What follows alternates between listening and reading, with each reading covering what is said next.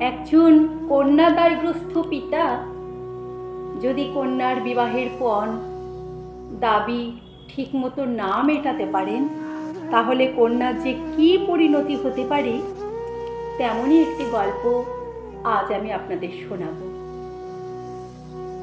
বিশ্বকবি রবীন্দ্রনাথ ঠাকুরের এই লেখা গল্প আমরা সবাই হয়তো জানি, কিন্তু সেটাই আমি আজকে আবার আপনাদের শোনানোর চেষ্টা করছি। 5 ছেলের পর যখন এক কন্যা জন্মিল, তখন বাপ মায়ে অনেক আদর করিয়া তাহার নাম রাখিলেন নিরুপমা। এই গোষ্ঠীতে এমন সখীর নাম ইতিপূর্বে কখনো শোনা যায় না। প্রায় ঠাকুর দেবতার নামই তখন প্রচলিত ছিল, যেমন গণেশ, কার্তিক, পার্বতী তাহার উদাহরণ। এখন নিরুপমার বিবাহের প্রস্তাব চলিতেছে। তাহার পিতা রাম সুন্দর মিত্র অনেক খোঁজ করেন, কিন্তু পাত্র কিছুতেই মনের মতন হয় না। অবশেষে মস্ত এক রায় বাহাদুরের ঘরের একমাত্র ছেলের সন্ধান বাহির করেন। রায় বাহাদুরের পৈতৃক বিষয় আশায় যদিও অনেকটা হ্রাস হইয়া আসিয়াছে, কিন্তু বনে যে ঘর তো বটে। তো বর পক্ষ হইতে পাত্রের বাবা 10,000 টাকা পণ দাবি করেন আর বহুল দান সামগ্রী চাহিয়া বসিলেন। রায় বাহাদুর বললেন, 10,000 টাকা আর দান সামগ্রী আর কন্যা বিদায়ের জন্য গহনাপাতি যা কিছু দেওয়ার তা নিশ্চয় আর আপনাকে বলতে হবে না। এইটুকুনি চাওয়া আমার ছেলে হাজার হোক সরকারি চাকুরি তো করে। রামসুন্দর কিছু মাত্র বিবেচনা না করিয়াই বললেন, আগে হ্যাঁ, আপনার কথা মতোই সবকিছু হবে। যতই হোক সরকারি চাকুরি পাত্র, এমন পাত্র তো হাত ছাড়া করা যায় না। তো মিত্র বাবু কষ্ট করেই হোক, যা করেই হোক, উনি মনে করলেন আমি ঠিক জোগাড় করে কন্যাকে এমন ছেলের হাতেই তুলে দেব। বিয়ের দিন এগিয়ে আসছে, কিছুতেই টাকার আর জোগাড় হয় না। বাধা দিয়া বিক্রয় করিয়া অনেক চেষ্টাতেও 6,7 বাকি রহিল। এদিকে বিবাহের দিন নিকট হইয়া আসিয়াছে। অবশেষে বিবাহের দিন উপস্থিত হইল। নিতান্ত অতিরিক্ত সুদে একজন বাকি টাকাটা ধার দেব বলে স্বীকার করিয়েছিল, কিন্তু সময়কালে সেও উপস্থিত হইল না। বিবাহ সভায় একটা তুমুল গোলযোগ বাঁধিয়া গেল। রায় বাহাদুর বললেন, পণের টাকা ঠিক মতো শোধ না দিতে পারলে পাত্রকে সভাস্থ করা হইবে না। রামসুন্দর রায় বাহাদুরের হাতে পায়ে ধরিয়া মিনতি করিয়া বলিলেন, বিবাহ কাজ সম্পন্ন হোক বিআই মশাই, আমি আপনাকে পণের টাকা সব শোধ করে দেব, আপনি চিন্তা করবেন না, শুধু বিবাহটা সম্পন্ন হোক বিআই মশাই। কিন্তু রায় বাহাদুরের মন এতে করল না। তিনি এক কথায় বসে থাকলেন, বিবাহের টাকা যদি পরিশোধ না হয় তাহলে বরকে তিনি ফেরত দিয়ে যাবেন। এই দুর্ঘটনায় অন্তঃপুরে একটা কান্নাকাটি পড়িয়া গেল। এই গুরুতর বিপদের যে মূল কারণ, সে চেলি পরিয়া, গহনা পরিয়া, কপালে চন্দন লেপিয়া চুপ করিয়া বসিয়া আছে। ভাবি শ্বশুর কুলের প্রতি তার যে খুব একটা ভক্তি কিংবা অনুরাগ জন্মিতেছে তাহা বলা যায় না। ইতিমধ্যে একটা সুবিধা হইল। বর সহসা তাহার পিতৃদেবের অবাধ্য হইয়া উঠিল। সে বাপকে বলিয়া বসিল, কেনা বেচা দরদামের কথা আমি বুঝি না, বিবাহ করতে আসিয়াছি, আমি বিবাহ করিয়া যাইব। বাপ যাহাকে দেখিল তাহাকেই বলিতে আরম্ভ করিলেন, দেখেছেন মহাশয়, আজকালকার ছেলেদের ব্যবহার। দু একজন প্রবীণ লোক ছিলেন, তারা বলিলেন, এখন তো এই রকমই দিন এসেছে, শাস্ত্র শিক্ষা নীতি শিক্ষা একেবারেই নাই, অগত্যা যা হয় তাই হতে চলেছে। বর্তমান শিক্ষার বিষময় ফল নিজের সন্তানের মধ্যে প্রত্যক্ষ করিয়া রায় বাহাদুর হতোদ্যম হইয়া বসিয়া রইলেন। বিবাহ এক প্রকার বিষণ্ণ নিরানন্দভাবে সম্পন্ন হইয়া গেল। শ্বশুর বাড়ি যাইবার সময় নিরুপমাকে বুকে টানিয়া লইয়া মিত্রবাবু আর চোখের জল ধরিয়া রাখিতে পারিলেন না। নীরু জিজ্ঞাসা করিল, বাবা, তারা কি আর আমাকে আসতে দেবে না বাবা? রামসুন্দর বলিলেন, কেন আসতে দেবে না মা, আমি তোমাকে নিয়ে আসবো, তুমি কোনো চিন্তা করো না মা, আমি তোমাকে ঠিক নিয়ে আসবো। রামসুন্দর প্রায় মেয়েকে দেখতে যান, কিন্তু বেয়াই বাড়িতে তার কোনো প্রতিপত্তি নাই। চাকরগুলো পর্যন্ত তাহাকে নিচু নজরে দেখে। অন্তঃপুরের বাহিরে একটা স্বতন্ত্র ঘরে 5 মিনিটের জন্য কোনোদিন বা মেয়েকে দেখতে পান, কোনোদিন বা দেখিতে পান না। কুটুম্ব গৃহে এমন করিয়া অপমান আর সহ্য করা যায় না।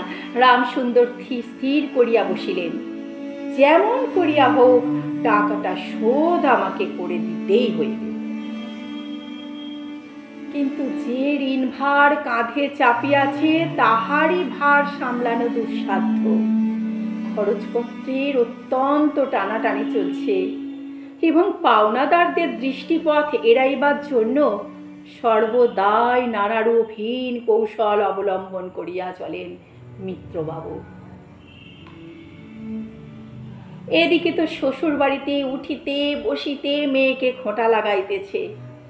পিতৃগৃহে নিন্দা শুনিয়া দাঁড়ে দিয়া ঘরের মধ্যে অশ্রু বিসর্জন করা ছাড়া নীরুর আর কোনো কাজ ছিল না।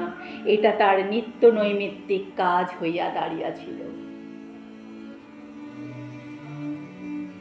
বিশেষত শাশুড়ির আক্রোশ আর কিছুতেই মেটে না। যদি কেহ বলে, আহা কি শ্রী, বউয়ের মুখখানি দেখিলে চোখ জুড়িয়া যায়, শাশুড়ি ঝংকার দিয়া বলিয়া ওঠে, শ্রী তো ভারী, যেমন ঘরের মেয়ে তেমনি তার শ্রী। এমনকি বউয়ের খাওয়া দাওয়ার যত্ন হয় না। যদি কোনো দয়াপরতন্ত্র প্রতিবেশিনী কোনো ত্রুটির উল্লেখ করিয়া শাশুড়িকে বলেন যে বৌমার শরীরটা তো দিন দিন খুব খারাপ হয়ে যাচ্ছে, খাওয়া দাওয়া ঠিক মতো করে না নাকি, তখনই শাশুড়ি বলে ওঠেন, বাপ যদি পুরা দাম দিত তো মেয়ে তাহলে পুরা যত্ন পাইত, যেমন দিয়েছে বাপ তেমন তার হবে। দাঁতের ওপর দাঁত চাপিয়া গিন্নি মশাই এমন উক্তি প্রায়শই করিয়া থাকেন। সকলেই এমন ভাব দেখায় যেন বধূর এখানে কোনো অধিকার নাই, ফাঁকি দিয়া সে প্রবেশ করিয়াছে। বোধহয় কন্যার এই সকল অনাদর এবং অপমানের কথা বাপের কানে গিয়া থাকিবে। তাই রামসুন্দর অবশেষে বসত বাড়ি বিক্রয়ের চেষ্টা করিতে লাগিলেন। কিন্তু ছেলেদের যে গৃহহীন করিতে বসিয়াছেন সেই কথা তাহাদের নিকট হইতে গোপন রাখিলেন। স্থির করিয়াছিলেন বাড়ি বিক্রয় করিয়া সেই বাড়িতেই ভাড়া লইয়া বাস করিবেন, এমন কৌশলে চলিবেন যে তাহার মৃত্যুর পূর্বে পর্যন্ত এই কথা ছেলেরা জানিতেও পারিবে না। কিন্তু ছেলেরা জানিতে পারিল। সকলে আসিয়া কাঁদিয়া পড়িল। বিশেষত বড় তিনটি ছেলে বিবাহিত এবং তাহাদের কাহারও বা সন্তান আছে, তাহাদের আপত্তি অত্যন্ত গুরুতর হইয়া দাঁড়াইল। বাড়ি বিক্রয় করা স্থগিত হইল আপাতত। তখন রামসুন্দর নানা স্থান হইতে বিস্তর সুদে অল্প অল্প করিয়া টাকা ধার করিতে লাগিলেন। এমন হইল যে সংসারের খরচ আর চলে না। নীরু বাপের মুখ দেখিয়া সব বুঝিতে পারিল। বৃদ্ধের পক্ক কেশে সূক্ষ্ম মুখে এবং সদা সংকুচিত ভাবে দৈন্য এবং দুশ্চিন্তা প্রকাশ হইয়া পড়িল। মেয়ের কাছে যখন বাপ অপরাধী, তখন সে অপরাধের অনুতাপ কি আর গোপন রাখা যায়? রামসুন্দর যখন বেয়াই বাড়ির অনুমতিক্রমে ক্ষণকালের জন্য কন্যার সাক্ষাৎ লাভ করিতে পারেন, তখন বাপের বুক যে কেমন করিয়া ফাটে তাহা তাহার হাসি দেখিলেই টের পাওয়া যাইত। সেই ব্যথিত পিতৃহৃদয়কে সান্ত্বনা দেবার উদ্দেশ্যে দিন কতক বাপের বাড়ি যাইবার জন্য নীরু নিতান্ত অধীর হইয়া উঠিয়াছে। বাপের ম্লান মুখ দেখিয়া সে আর দূরে থাকিতে পারিল না। একদিন রামসুন্দরকে কহিল, বাবা, ও বাবা, আমাকে একবার বাড়ি লইয়া যাও, অনেক দিন বাড়ি যাইনি বাবা। রামসুন্দর বলিলেন, ও আচ্ছা। কিন্তু তাহার কোনো জোর নাই। নিজের কন্যার উপরে পিতার যে স্বাভাবিক অধিকার আছে তাহা যেন পণের টাকার পরিবর্তে বন্ধক রাখিয়া হইয়াছে। এমনকি কন্যার দর্শন সে অতি সসংকোচে ভিক্ষা চাহিতে হয় এবং সময় বিশেষে নিরাশ হইলে দ্বিতীয় কথাটি কহিবার মুখ আর থাকে না। কিন্তু মেয়ে আপনি থেকে নিজে থেকে বাড়ি আসতে চাইলে তাহাকে না আনিয়া কেমন করিয়া থাকে?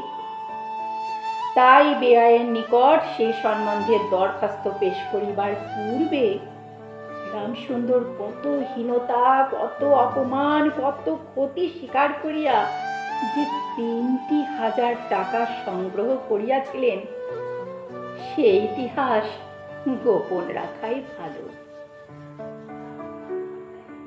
যাই হোক, নোট কখানি রুমালে জড়াইয়া চাদরে বাঁধিয়া রামসুন্দর বেয়াইয়ের নিকট গিয়া বসিলেন।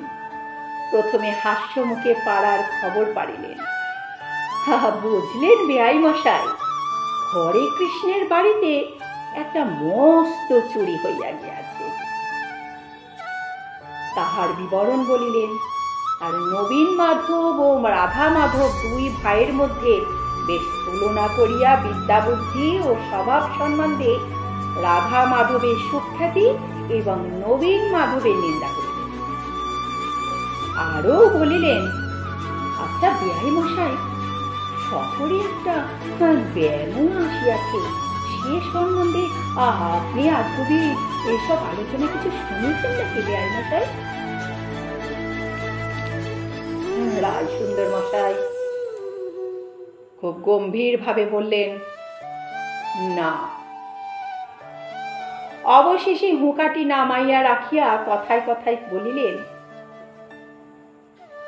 মিত্রমশাই খুব আগ্রহ নিয়ে একটু কথা পাড়ার ছলনা করে বললেন, হা বেয়াই মশাই, ওই যে টাকাটা বাকি ছিল না, রোজই ভাবি যাচ্ছি যখন কিছু হাতে করে নিয়ে যায়, কিন্তু সময়কালে আর মনে থাকে না বেয়াই। আর ভাই বুড়ো হয়েছি তো বটে, সব কিছু ভুলে যায় কেমন। বেয়াই মশাই, ওই সেই টাকাটা আজ আমি কিছুটা নিয়ে এসেছি। এমনই এক দীর্ঘ ভূমিকা করিয়া পঞ্জরের তিনখানি অস্থির মতো সেই তিনখানি নোট যেন অতি সহজে অতি অবহেলে বাহির করিলেন। সবে মাত্র ৩,০০০ টাকার নোট দেখিয়া রায় বাহাদুর অট্টহাস্য করিয়া বলিলেন,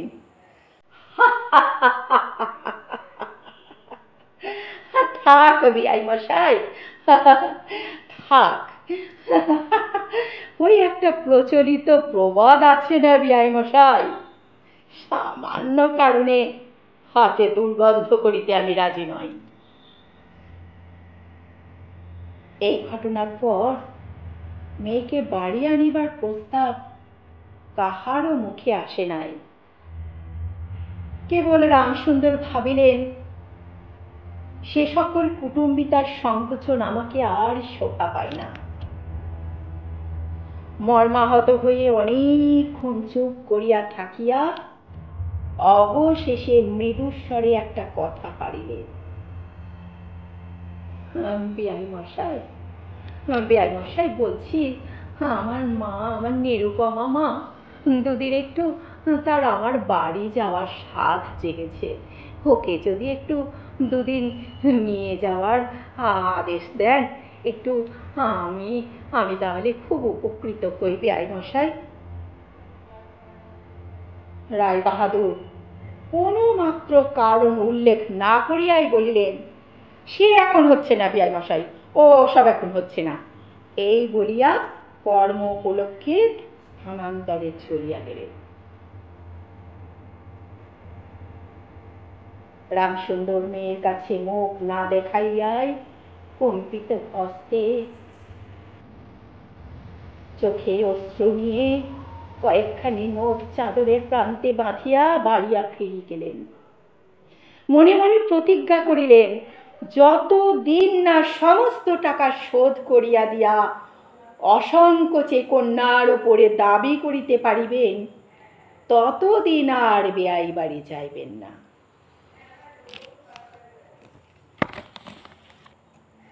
তো আজকে আমি গল্পের অর্ধেকটা অংশ আপনাদের বললাম, কারণ পুরো গল্পটা যদি আমি আপনাদের আজকে শোনাই তাহলে অনেকটা বড় হয়ে যাবে, ফলে আপনাদের ধৈর্যচ্যুতি ঘটতে পারে। তো পরের অংশটি পরের দিন নিশ্চয়ই শোনাবো। আপনারা কিছুক্ষণ অপেক্ষা করুন, চলে আসবো এর পরের দিন পরের অংশটুকু নিয়ে। তো এই গল্পটা শুনতে আপনাদের কেমন লাগছে সেটা একটু কমেন্টের মাধ্যমে জানাতে কিন্তু ভুলবেন না। তাহলে আমি পরের অংশটা খুব আনন্দ নিয়ে আপনাদের শোনাতে পারবো। এই গল্প আমি আশা করি সবার ভালো লাগবে, কারণ যে সব ঘটনা অতীতে ঘটতো তা আজকের দিনেও কিন্তু কম বেশি ঘটে। যাই হোক, আজকের মতো আসি। ভালো থাকবেন, সুস্থ থাকবেন।